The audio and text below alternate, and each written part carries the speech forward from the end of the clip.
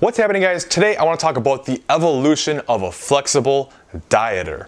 Right? This is something that I see pretty much everyone go through, and it's the exact same thing I went through as well. I think it's almost like a rite of passage that when we get into fitness and we start trying to clean up our diet and we try to get healthier, we go through this period where we just need to eat really clean foods, right? And we need to make sure that we are getting proper nourishment and we're not eating anything bad and we're taking care of our body and we're fueling ourselves properly.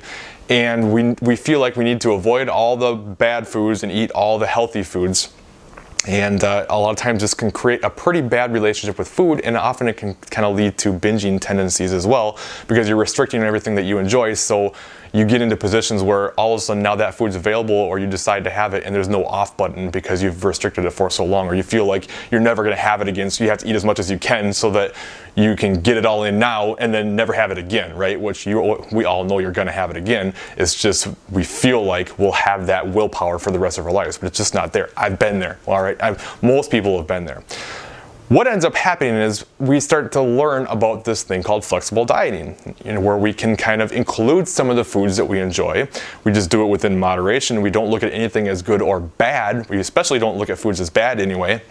And we can start including some treats, some things that we would normally have thought we couldn't eat. We just fit it within our macros, and lo and behold, we can see the results, and we stick to the diet and everything's great.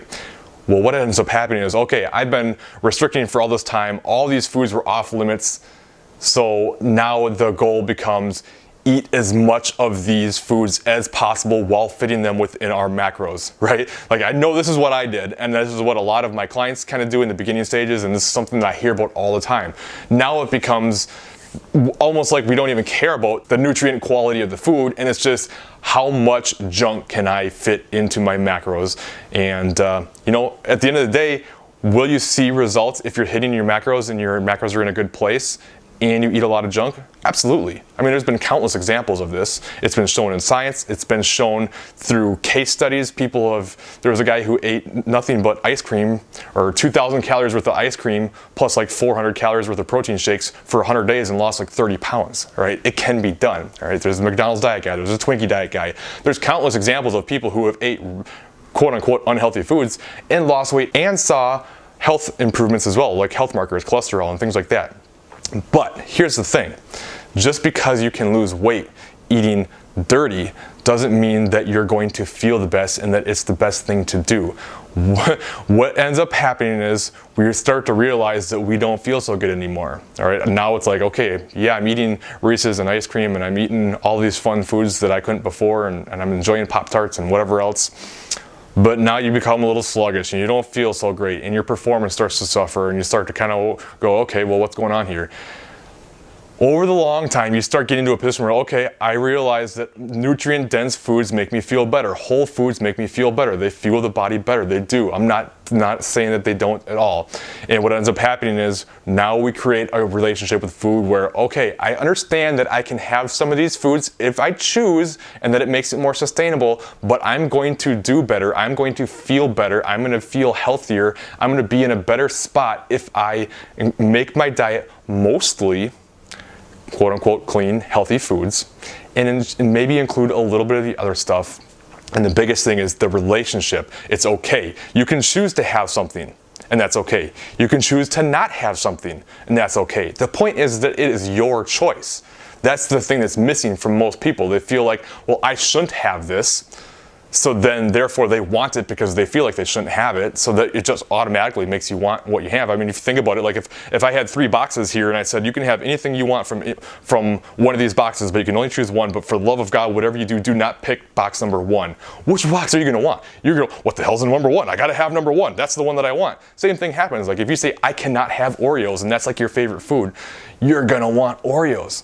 But if you say I can have these Oreos if I want to have them, or I can choose not to because I know they will be there on a different day and maybe it doesn't make sense right now, it's a total game changer. So yeah, like when you get into it, it's going to be one of these things where it's probably going to be pretty hard to not eat a lot of the quote unquote fun foods. You're probably going to want to include a lot of that stuff in your diet because you've been missing out on it for so long. And I'm not even saying it's necessarily a bad thing.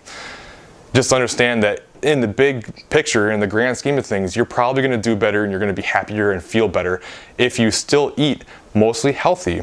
But you just put yourself in a position where, okay, there's circumstances, there's parties, and there's traveling that's going to happen, and there's a lot of situations where sometimes it will make more sense to have a little bit more fun and eat some of these other foods, and that's okay. You just get back on track again, but you don't feel bad, you don't feel guilty about it. You just make it a part of your diet or part of your lifestyle, and understand that being flexible, there's no rule about what flexible dieting is. It just means that you are flexible about it. And if you want to see long-term results, we got to make sure that what you're doing is sustainable. And that's why being able to include some things in your diet is important. But I think it's also important not to just try to eat as much of them as possible. And that's kind of the stigma that flexible dieting has gotten sometimes is hey, it's just an excuse to eat as much junk as possible. That's not the point. Can it be done? Potentially, depending on what your numbers are at, but it's not the goal. The goal is just to create a better relationship with food and create a more sustainable plan that you can adhere to long term, so you kind of get away from the ups and downs and the binging and restricting and actually create some long-term results. So just wanted to kind of throw that out there and make this video. If you were in any of these stages, it might kind of help you understand a little bit more. And if you feel like, especially if you're in those beginning flexible dieting stages where you're just trying to eat as much as you can, that isn't necessarily very high quality food, we've all been there. We all go through it. It seems like every person that I talk to who's a flexible dieter, we all say the same thing. I was a strict clean eater, then I became eat as much junk as possible but fit my macros. Now I eat mostly clean, but I enjoy some foods occasionally when I want to, and I'm okay with it. And it's just kind of the evolution of a clean eater to a flexible dieter. Maybe that's what I'll call this video. I don't know. But anyway, I hope that's helpful. As always, any questions, please let me know, and I will talk to you next time.